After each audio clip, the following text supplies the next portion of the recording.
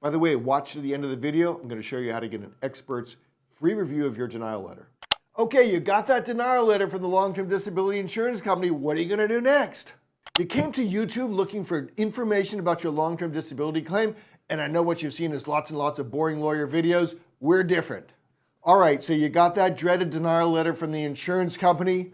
What are you going to do? 4 things I want you to do and think about first. Number 1, mark the due date, 180 days from the time you get the letter. Put that on the calendar, draw a big circle around it. Insurance companies can be really stingy about that date. Number 2, avoid the temptation of just writing back to the insurance company, I want to appeal.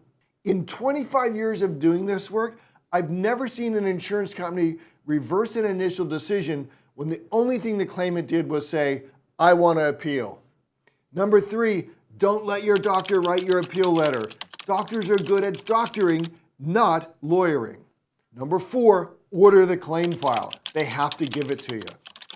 Okay, while we're waiting for that claim file to arrive, usually in about 30 days, 2 things I need you to do.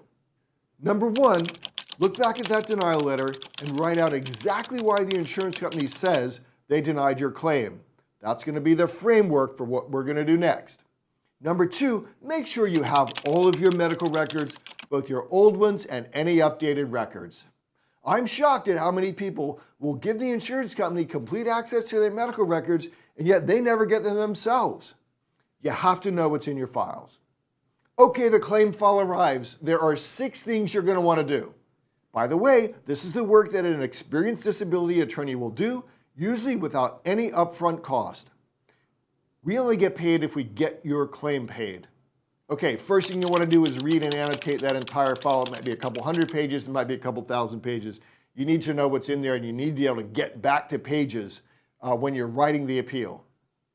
Number 2, you're going to want to find the expert reports from the doctors the insurance company hired to look at your file. Go research them. What are their credentials? Most of these folks are not first-timers. They are frequent flyers in the disability insurance world. Next, we want to look to see whether those doctors cherry-pick all of the good facts for them out of your file. You're going to want to make a cherry-picking list and be able to get to it later. Number 4, you want to make a list of all the favorable evidence in your file, your favorable medical records, the things your doctor said that were favorable that they ignored. Number 5, there may be surveillance or social media spying in your file. Is it accurate? Can you refute it? Is it even you? Finally, you want to review your long-term disability policy. If it's not in the file, you got to get it. Call HR. Okay, now we get to the hard work, developing your appeal plan. This is really important because if your appeal is denied and you have to go into litigation, the only thing the judge is going to look at is the insurance company file, including everything that you put in that file by your appeal. This is really important, and most people who do their own appeals or hire lawyers who don't know what they're doing just don't get this. 6 things your appeal plan should include. Number 1, what are the errors of fact that you can refute?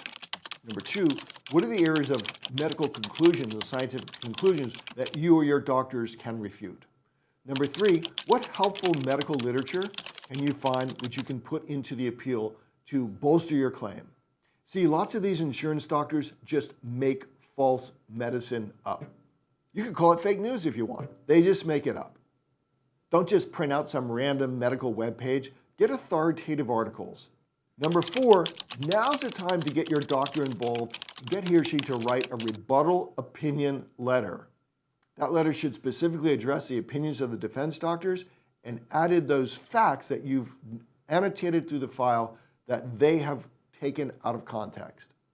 Next, you can fill in information gaps with witness statements from your friends and acquaintances and up-to-date medical records. And finally, you're going to want to make the appropriate legal arguments. See, your claim isn't the first one with this policy language. It's not the first one with your condition, and it's not the first one with your type of job duties. Find other legal cases that match your scenario and show these to the insurance company.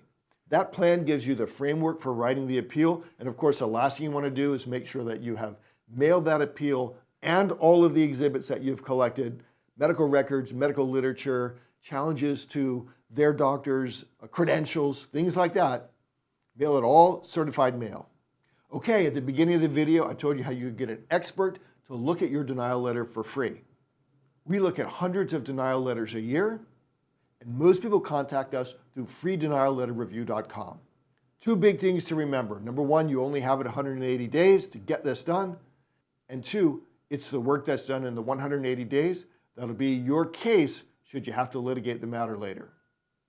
For more information, you can visit us at BenGlassLaw.com. All right, now, good luck.